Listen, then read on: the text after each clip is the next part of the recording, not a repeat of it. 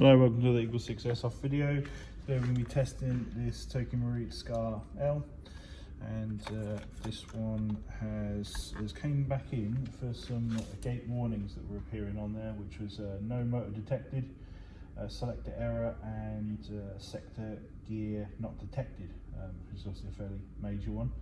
We went in and we found a wire was off on the motor, so obviously that accounts for the no motor detected.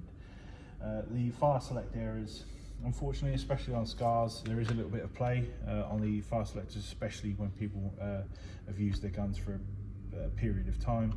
You can tighten fire selectors, and obviously this one's got barely any movement at all. Essentially, when your hand is there, you can obviously knock it. Obviously, the gate will detect any movement of the fire selector while firing, and then it'll flag that error.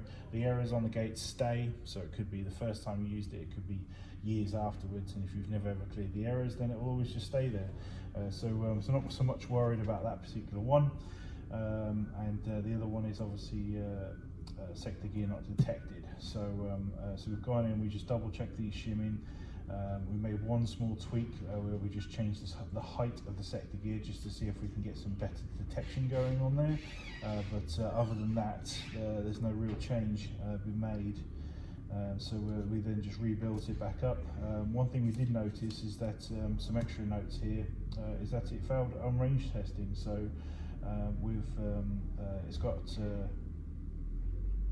We had to play around with the hop rubbers. I think it's our hop on this one, so we've just altered the amount of lift that it was doing there. It was just over hopping everything. So we've reduced the height on that, and now that's shooting 3.2s, still at a decent distance. Obviously, that's the whole concept of our hop, is that it just sits obviously with minimal pressure, but yet gives maximum spin. And it's now shooting okay. But here, I'm not sure why that one accuracy was bad on that one. Because it's obviously been previously gone through the testing process. Weird. 263 on 3.2s. So that's really good. And we're getting about 15.5 rounds per second on 7.4 volts. So it's definitely up there in terms of rounds per second.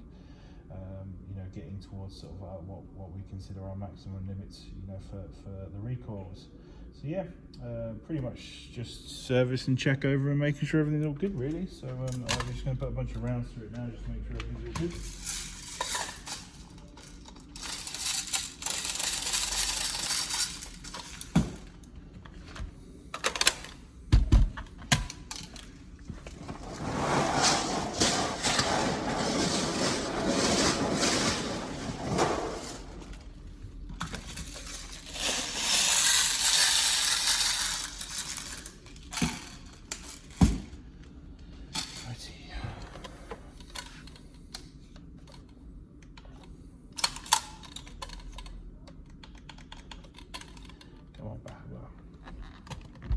I found the problem, there's no battery plugged in.